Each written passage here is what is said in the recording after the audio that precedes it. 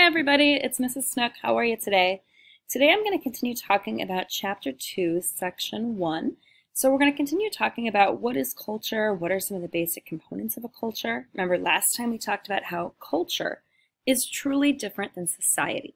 Society focuses on a group of people who often live in a specific area, a territory with defined boundaries like the inhabitants of Israel or the American people. Compared to culture is a group of people's way of life.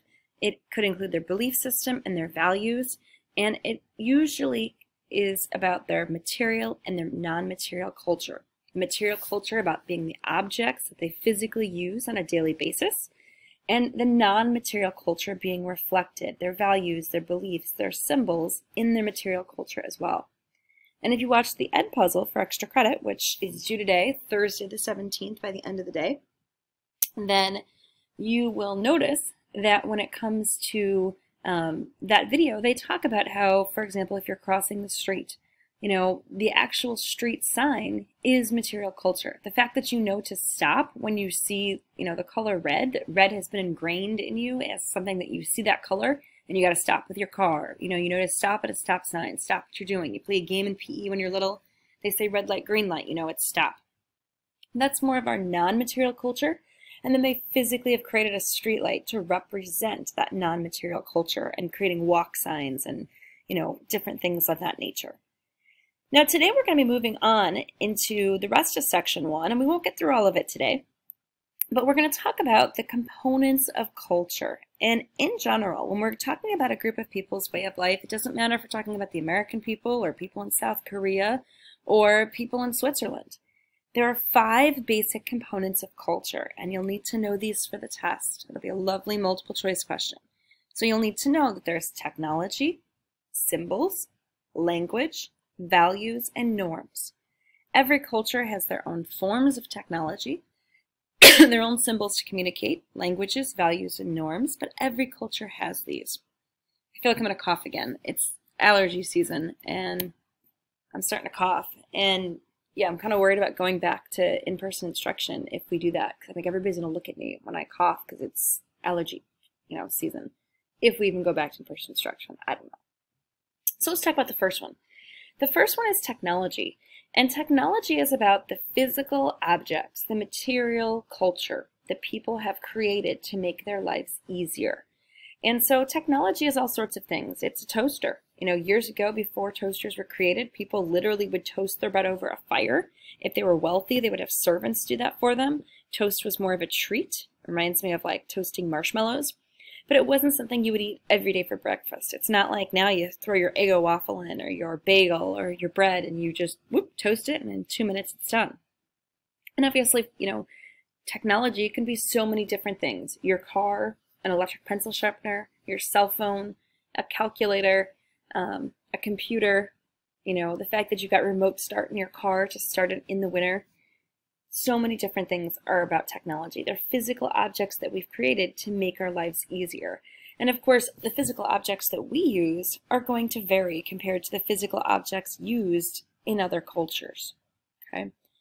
Now, there are rules about how to use these physical objects, and those rules are created by society as far as what is acceptable behavior. I've seen more and more in doctors' offices lately. There are signs up which say, no cell phone use while in the office. Now, I think most of us are probably, if you've ever gone to the doctor, on our phone while we're in the waiting room, and I think that's okay, unless they even have rules about that. But while the doctor's in the office, you should not be on their phone. And yet, again, I'll hear doctors say that. They'll comment about the signs as they get put up recently, and they'll say, oh yeah, they've had crazy patients in their office who try ordering a pizza while they're in their middle of the doctor's appointment. That's not cool. That they'll be texting the whole time while they're supposed to be listening to the doctor. Yet again, not cool, okay? Same thing when it comes to class. You're not supposed to be calling your mom because you need your shoes for practice in the middle of class. You're not supposed to be, checking your Instagram or snaps while in the middle of class and seeing if you have a streak with someone. There are rules about how we use technology as far as acceptable ways of behaving. Now, the next thing to mention is symbols. Every society has symbols, and they could be actual symbols like a stop sign, or an exit sign so that you know how to get out of a building. They could be, arrows as far as in the grocery store, which way to walk, right? And I think I was telling you not too long ago, if you were in the Google Meet, about how, yeah, I do a terrible job of paying attention to those. Usually, I don't go in the grocery store very often. I always do grocery pickup from Walmart or Hy-Vee. But when I do go, I'm terrible, and I always forget to look at those. I've tried to pay attention, but I'm usually in a hurry, and yeah. So there are symbols, and yet again, there are rules about how to follow the symbols, and they're mutually understood by all people in that society. Doesn't necessarily mean they're always followed. But symbols could have all sorts of things, like if you see, a no parking sign, a big line through a P, or it could be one of those slippery floor kind of signs that you might see, posted in a store, like don't walk here, they're cleaning the bathrooms, or water spilled. The American flag, the bald eagle. All those are symbols, of course, our American culture or our pride. I'm a Harry Potter fan, and a lot of people are familiar with like the always symbol when they're talking about, going back to, the story from the Deathly Hallows. So there's different symbols in our culture that people can readily identify. My husband played Destiny 2 until recently, and I feel like it's not like a game you beat because there's always another expansion pack and they keep going, but he doesn't really play it anymore. But there were symbols associated with that game. So whatever it is that you're into, there are symbols which are easily recognizable. Gestures could be symbols. So for example, in terms of nonverbal communication, in this country, obviously if you flip someone off, you give them the middle finger, they know that you've just told them to go hit the road, right? Obviously in a not very nice way. Compared to in other countries, flipping someone off, so to speak, is very different.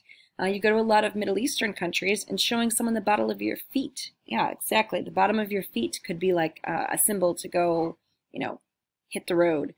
So there's different ways in different countries to communicate that are, these symbols could be physically stated, like 3D.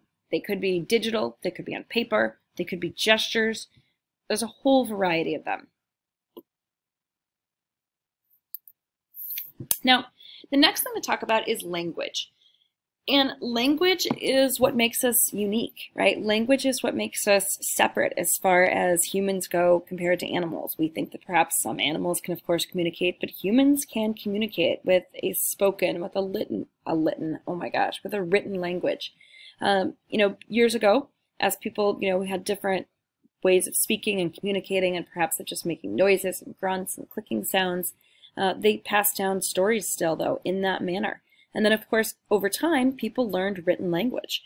Written language is one of those 8 characteristics as far as the first archaeologists really considered, and the first 2 historians, what made a group of people a true civilization. And written language was key to that. As the first people went ahead and, wrote their laws for the most part, or information about taxes, or praying to gods, because they were often polytheistic, on different clay tablets and such. But when we're talking about language, there's so many things to say that ultimately there is a kind of nonverbal communication. People sometimes communicate through eye rolls, through looks, through gestures, right? Through body language. So there is nonverbal communication, but there is, of course, verbal communication, which really and truly does vary. Where, as I said, there's people who, like the Bushmen in Africa, very isolated kind of tribe who just communicated with clicking noises, where they're like, I don't know how much of that you really could make out, but yeah. And no, I didn't actually say anything. I have no idea how to speak it. And there's not a whole lot of Bushmen today, nor do they really utilize that language. But there's things like that. And then, of course, there's much more complex language. There's language like that we use based off of, the Phoenician alphabet, where you've got 26 characters. And of course, you've got languages like in China, where you've got 10,000 different symbols or characters basically representing like a different sound as opposed to just a letter to make up different words. And so it's very difficult. Perhaps you can speak the language, but it's much more difficult to actually write their language and to truly communicate. And you need to know like 10,000 different Chinese different symbols just to be able to read their newspaper. So language really and truly is what separates us as a group. And in the United States, we'll be talking about this in one of the upcoming journals, but we don't actually have a true, one united language. English is not the required language. In some areas of the country, they might try to put up signs which say speak English. But technically that can't be mandated. There is no mandated language in the United States because, yet again, we've always been this country of immigrants. And whether you think we're a melting pot or a tossed salad, right, where we've all come together or still kind of have our own separate, unique, identities, people speak different languages, and we've always encouraged that.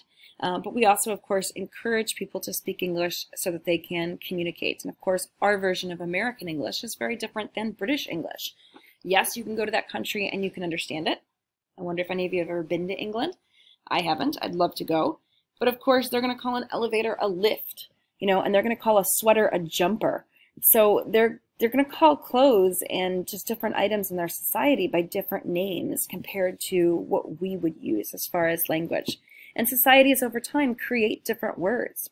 I mean, think about, as I mentioned, I think in one of my last lectures, my cousin was talking about a video game while my grandma was still around, and he called it sick. And she was like, how could a video game be sick? And he was, of course, referring to the fact that it was cool, it was awesome. So slang words change over time with each generation, and we've had to create dictionaries and other such things to try to keep up with all the modern slang, such as Urban Dictionary and such. But there's usually sometimes a gap between the older generation and the new generation as far as what language is spoken, what is communicated. And the last thing I wanted to talk about was, and I shouldn't say the last thing, but the last thing about language is that, there were two different linguists. One was named Sapir, one was named Whorf, and they came up with this hypothesis, or basically this statement about how language works. And it's all about cultural determinism and language. And if you read the bottom there, it says the Sapir-Whorf hypothesis revolves around the idea that language has power and controls how you see the world. Language is a guide to your reality, structuring your thoughts. It provides the framework through which you make sense of the world. And it's really about something about cultural determinism, or the theory of multiple languages. And what Sapir and Whorf basically thought was, look, the more important a concept is in a society, the more words they're going to have for it. So if you go ahead and watch the video clip that I've also attached, I know it's kind of dry, it's kind of boring, but she does a nice job of explaining it. In our society, for example, coconuts are not very important. And so we usually have only one word for coconut, hence coconut. But you think about other words in our society which are very important, we have lots of words for them. So for example, Americans care about money. And so we could make a whole list of words related to money. We could make a whole list of words related to human body parts, because people love to talk about different sexual body parts or sexual acts. So there's words related to that. People care a lot about bathroom humor, apparently, and toilets. And so there's lots of words that relate to that. So there's also lots of words that often relate to time. So the more important a concept is, the more words we have for it. And so that's what we're getting at as far as this cultural determinism. You can understand how much a society and a culture value something by looking at how many words they have for it. That's all the Sapir-Whorf hypothesis is really seeing with really this cultural determinism concept. Last two concepts I want to talk about today, I'm not going to go into a whole lot of depth on because I'm also going to be talking about them in later lessons. But every society has values, which are basically shared beliefs, ways of behaving, thoughts about what is good and bad for our society, what is desirable, undesirable, what our goals are. So for example, most Americans love freedom, right? They love freedom. They are obsessed with freedom. And so, they definitely will push back and feel that you can't do that. It's taking away my freedom. Okay, that's one of the founding thoughts. Another thought process in America is people really value progress and perhaps doing better than their parents did. I mean, people become obsessed with this fact and they want to achieve more than their parents achieved. So, for example, my husband and I are case in point of this, where, my husband's parents, neither one of them went to college. They both, well, his dad works in a factory to this day. His mom works at Walmart. My parents, I think they took a couple of classes, but they didn't even get like associate's degree, I don't think. And yet again, my dad's always worked in a factory. My mom worked at a bank. My parents are both retired. But my husband and I wanted to go to college, and so we both have. And so we're going to push that, my son goes to college. But in reality, I don't know if my son's going to go to college. And you don't have to go to college to be successful, and that's not what I'm trying to get at. But we're trying to perhaps push ourselves with education or push ourselves with wealth to try to have more money. And often more money is associated with, jobs that are higher paying. And how do you get those higher paying jobs? Often through going to college. It is possible in other trades and other areas to do that, but maybe yes, maybe no. And especially with my son, I'm just going to be happy if the kid graduates, because yesterday school did not go home. Well, no, at home learning. It's going terribly. So, and he hates school. So I'm just going to be happy if he ever graduates one day. But values are just kind of what a group of people care about. And they could be different than your own personal beliefs. You might have a personal belief. You might believe in angels or ghosts or the tooth fairy or Santa Claus. You might not. But values are more so what a whole society together, what a whole group of people in that culture really feel. Last thing to talk about are norms. And norms are a way of behaving in specific situations. And so I think I mentioned this at the beginning of the year, but my son, when he was in kindergarten, he wanted to talk. He'd just come home from one of his first days of school, and he raised his hand at the dinner table. And I told him, Alex, we don't raise our hand at the dinner table. You only do that in school. And he's like, why? And I explained to him there's different ways of behaving depending on who you're with and what situation you're in. Just like there's certain ways of behaving at a funeral compared to a wedding, compared to at school, with your friends, with your grandparents. And not all people follow those norms, but then they're going to potentially face consequences. And we're going to spend a lot more time next time breaking norms down into different categories. So for today, we talked about the 5 components of culture. Make sure that you go ahead and get your journal done, watch that video clip, and then work on your homework. Have a great day, guys.